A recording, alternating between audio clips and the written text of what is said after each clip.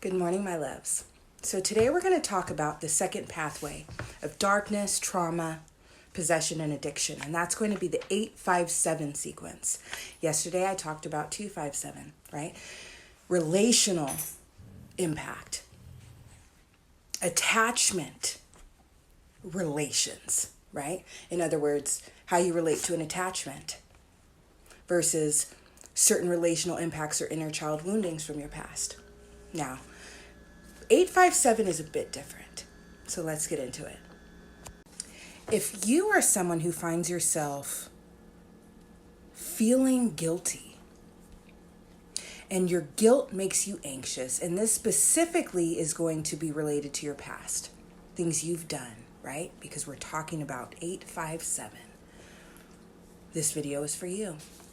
If you find yourself living with regret, this video is also for you. And if you are someone who is unable to accept your own greatness, or if you suffer at times from imposter syndrome, this video is also for you. So when we talk about the number 8, we're talking about the realm of justice, the realm of balance, the realm of creation. This is where creative people tap in. Hence why talented artists unconsciously create things that may overlap with the works of others. Or they may create things that relate to someone in a way that's beyond what that person can currently understand. Because they're tapped into the realm of the I. They're tapped into the realm of the gods. They're tapped into the realm of that being's future, especially if there is greatness destined for them.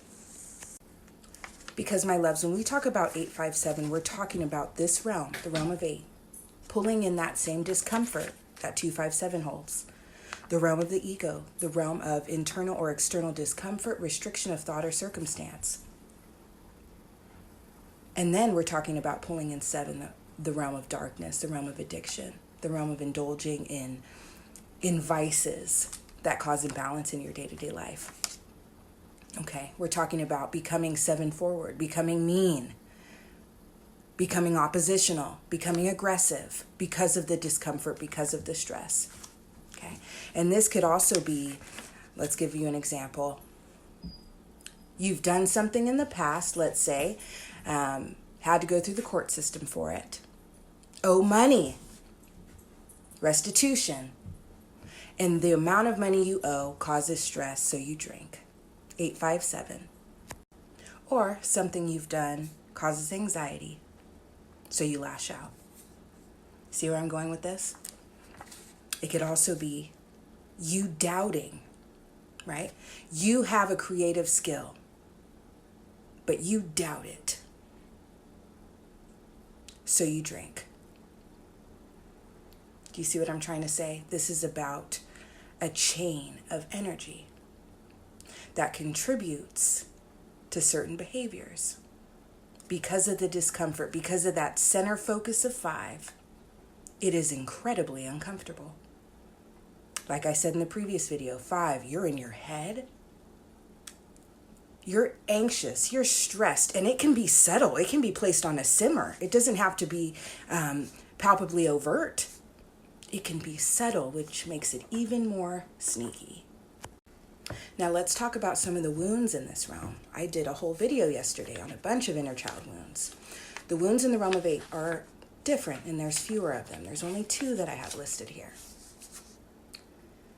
I have wound of guilt, and I have wound of perceived injustice, and there is a reason I have perceived underlined, and that is for this reason. This is actually the realm of balance and justice.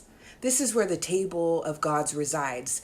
The table that sees your life, past life, present life, future life, and makes judgments on that. So even if you perceive it as a perceived injustice, it is in fact justice in the eyes of spirit. You just may not recall, or you may not fully understand, especially if it is karma of the spirit that you are enduring. Now let's get back into the behavioral traits that take shape because of a wound of guilt. This can cause someone to become far too passive or far too domineering. Okay. There's also the wound of perceived injustice. This can lead to someone brooding, or the opposite side of that, becoming overtly defiant. And of course, these things can always occur on a spectrum, so you can fall somewhere in the middle. But if you pay attention to your behavior, I assure you, you will notice this. Because think about it this way. When you feel guilty, what does that do to you?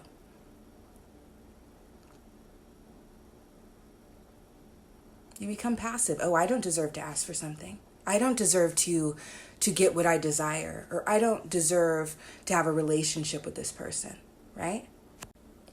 And on the other side of that, you could become reactionary and domineering, right? Because you don't want to actually take the time to stop and think about it, right? That's more of a reactionary side of the spectrum. Okay. And then when we talk about wound of perceived injustice, if you perceive an injustice, it makes you feel unsafe. You can brood, right? Why is justice not coming to this situation? And it's just because you don't understand the full picture of the realm of 8, and you can't see fully that it actually is. And then oppositionally to that, you can become defiant because you say, oh, well, justice doesn't exist then, so I can do whatever I want. You see how it works? Now, furthermore, as it relates to 857, we're talking about stress or pressure of creative weight, like I just discussed with you, relative to artists or other creators, right? Anybody that has the ability to create magic. It's a lot of pressure that comes with it. And doubt can become palpable.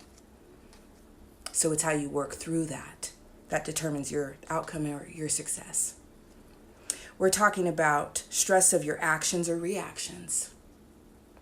We're talking about stress of influence you desire or the influence you already hold.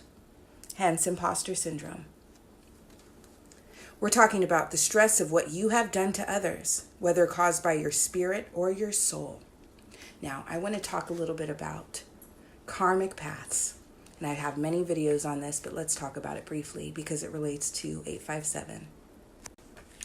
Now, the problem that I personally have with emotions like shame, guilt, all of these things that can keep people in such a horrific energetic state are worthless. They might have worth momentarily to prevent you from doing something dumb again, but free will is also an illusion. So please begin by releasing the illusion that anything could have ever been different. If you don't understand that karmic paths are God ordained and shaped perfectly by the grand architect, then you have some learning to do. You walk the karmic path of your soul's previous actions, right? So that's important to understand. But also karma of the spirit. When we talk about the most monumental aspects of our karmic path, we're talking about karma of the spirit. It's not even in your hands anyway. So why are you guilty or ashamed of it?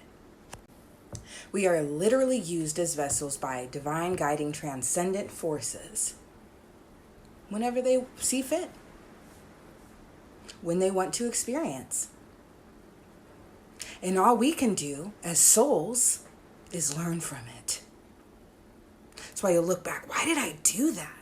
Why did I allow that? I wouldn't do that today. And it's because you've shifted guiding forces for the most part, most of the time, right? So you're going to have an overseeing guiding spirit for the duration of your lifetime. But there are also other energies based on the frequency and the vibrational energies you are outputting that can also swoop in. Let me give you an example. Let's say Medusa is your guiding spirit. So you suffer with addiction problems, right? Or you often exist in a state of reaction or a state of anger and vengeance. But then one day you fall in love with someone who doesn't love you back. But you spend years trying to prove yourself to this person. But it doesn't end up the way you want it to, and you end up getting hurt. And you don't understand. You sit there and you're like, I actually truly value myself, and I want love. I don't know why I sat here in this situation of unrequited love for so long. Calypso stepped in and wanted to experience through your vessel as well.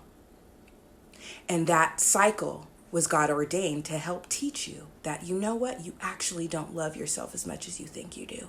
You don't value yourself as much as you think you do, or you just simply don't understand the karmic nature of certain relationships quite like you think you do. We are always learning as souls. And then you spend additional years living in regret. 857, allowing 857 to make you oppositional toward potential new relationships, or continuing on the path of addiction because you're living in regret. I should have snapped out of it sooner. Why did I allow him to waste so much of my time? That's a foolish endeavor. You know why? That was God ordained. That was a cycle that was God ordained. That was written before you were born. Spirits had a position in your life to play a role, to take you through experiences. Think of it this way. Without spirit, we as souls don't go anywhere. It is the spirit that takes grasp of our soul and takes us into different experiences so our souls can learn. So instead of sitting here regretting, my love, try saying something like this. Wow, what an interesting experience. I wouldn't repeat it today, and I'm grateful for that, which means that I've grown.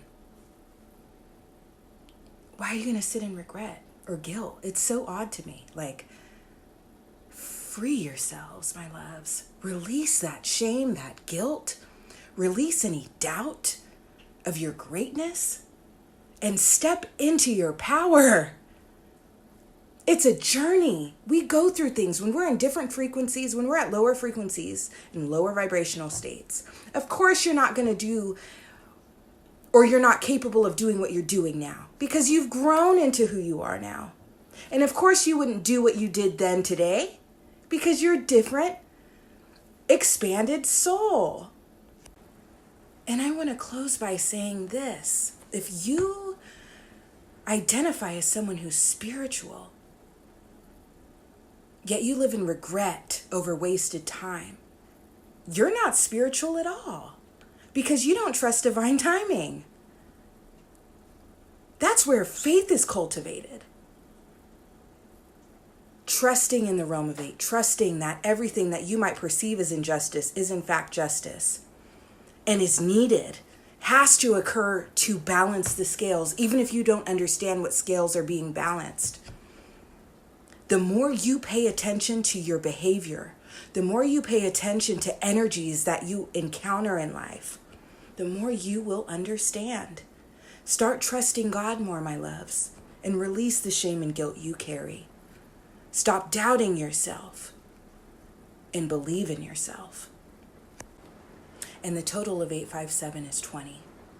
The number of a new way of relating to the world or a new chapter in a relationship. When you understand 8, and you understand situations in life and the timeline and God-ordained spiritual cycles and divine timing, trust that everything that happens needs to.